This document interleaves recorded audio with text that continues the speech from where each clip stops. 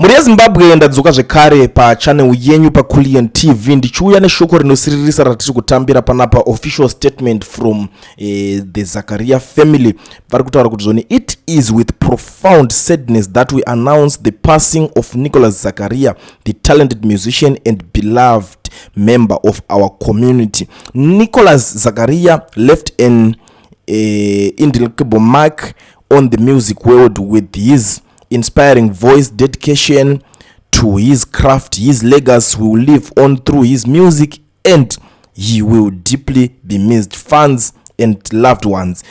Details regarding a memorial service will be shared in due course.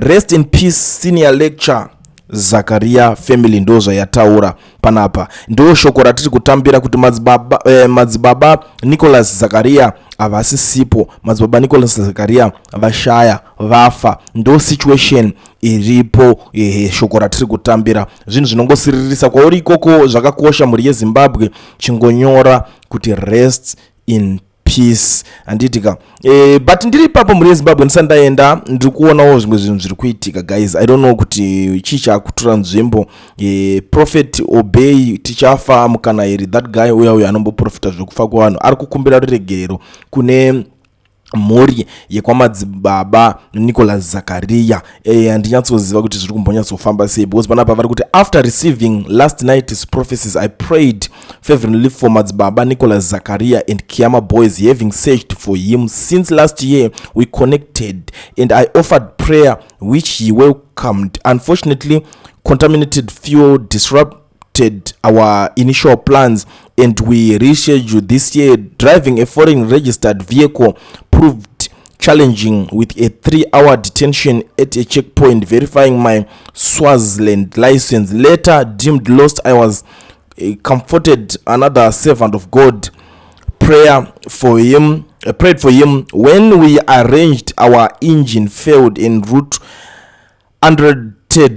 I confess my inability to fulfill my promise. I've searched for you, your words, your echo, prophet. I've suffered greatly.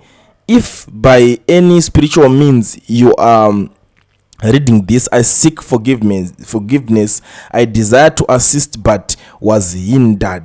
Ndo shoko ravari kuzobuda vachitaurawo vachikumbira ruregerero. Aina handichazivo hama dzangu kuti zvichange zvakamira sei, but ndo shoko riripo panapa, ndo zvavari kutaura vaobey tichafa mukana here vachikumbira ruregerero kune mhuri yekwa Nicholas Zakaria senior lecturer madzibaba. Ndo situation iripo, ndo zvinhu zviri kuitika. But without wasting much of your time, regedzai nditende ngokusienda kuzivisai kuti vanhu vari muSouth Africa vese vanoda kuregisterwa makampani nekuvhurwa maFNB business account vasina mawork permits kana mastart permit mazuwano zviri nyore, nekuti pane kampani inonzi Education Research inotungamirirwa nana Mukoma Owen. Idzi ndo shasha vanokwanisa kuregistera kampani vokuvhurira FNB business account, and advantage iripo pakushanda navo ndeyekuti aufambe kutravela kuenda kune maoffices avo kuPretoria, but vanokuitira vari kwavari ikoko, iwewe uri kwauri ikoko. So chinodiwa chete ipapapo